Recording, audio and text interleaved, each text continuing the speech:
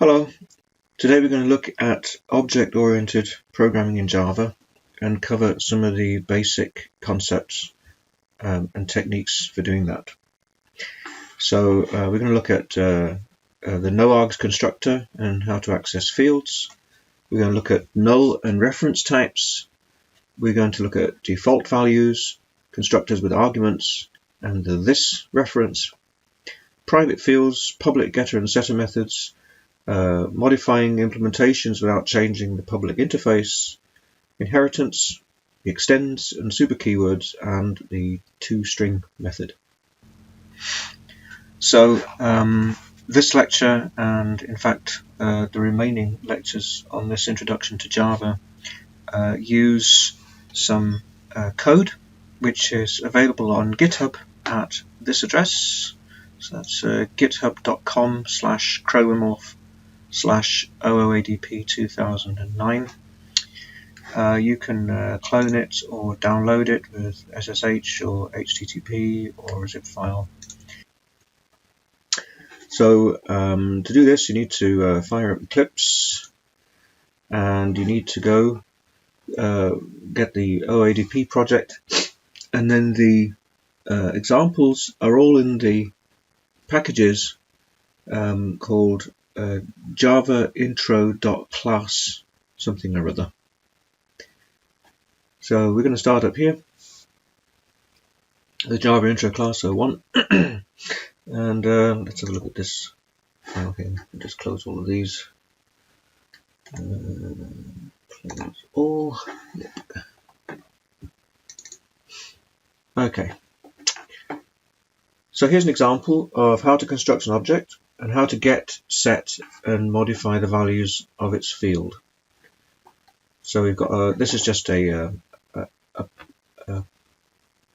entry point program, test point as a main method. So first of all, we create an instance of the point class, which is defined here using the default No-args constructor, which I've defined in this class. So we can have a look at this actually first to see how simple that is. So this is actually a class in Java, very simple one. And as you can see, it's in the package with that name at the top, and it's a public class, so it's visible everywhere as long as you import it. And it has two fields, X and Y. They're both doubles, and they're both public, meaning that you can access them from outside the class.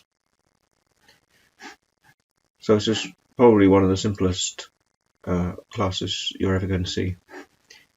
And then we're going to use it in here. And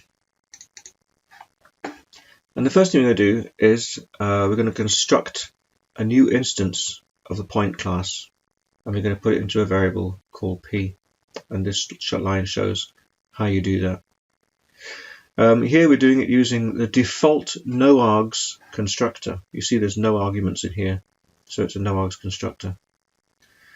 The constructor must always have the same name as the class whose objects it constructs.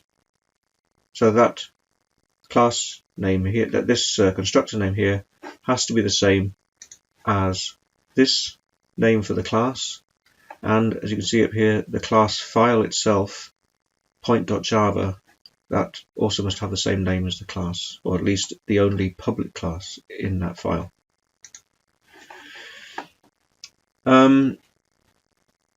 When we look at this, we can see there's actually no explicit definition of a constructor here, but that's okay, because if there isn't any explicit definition of a constructor, then Java provides you with a No-args constructor for free, and that's the one that we're using here. So what we're going to do is we're going to take our point, we're going to set its X and Y values, print them out, manipulate them a little bit, print them out again. So we refer to a field within an object in Java by writing the variable, the object variable, followed by a dot, and then followed by the name of the field. So if we want to set the X field in P here to 1.5, we do p.x becomes equal to 1.5. Remember the semicolon. And we can set the y value to 2.5. Yay. And then we print them out. So p.x becomes equal to p.x and p.y, which is a string, of course. We then concatenate the value of p.y onto the end of it. So remember that this plus here means concatenation, because the thing on the left of it is a string, and so it converts the thing on the right of it to a string as well, and then concatenates it onto the end of it before printing it out. Then we can multiply the value of the x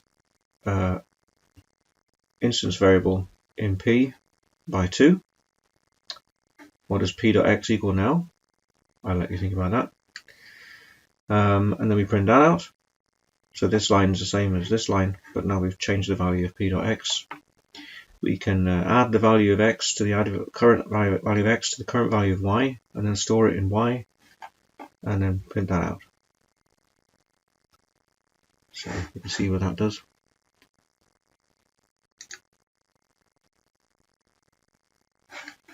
That looks promising.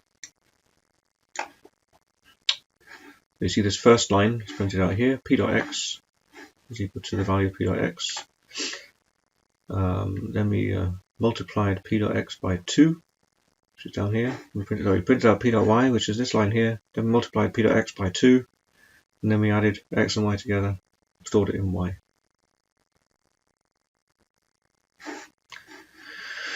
Okay,